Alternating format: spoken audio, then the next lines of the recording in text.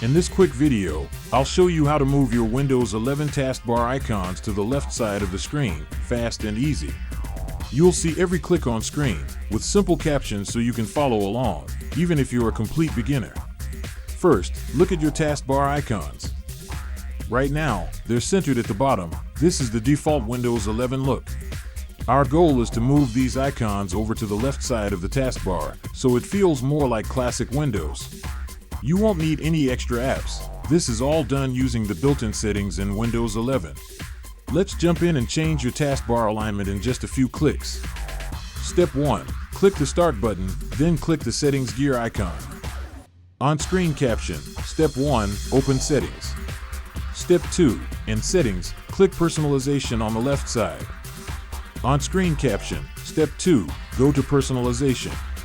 Step 3. In Personalization, click on Taskbar. On-screen caption. Step 3. Open Taskbar. Step 4. Scroll down if needed, then click Taskbar Behaviors to expand that section.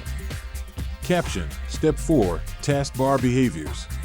Step 5. Next to Taskbar Alignment, open the drop-down and choose Left. Caption. Step 5. Align Left.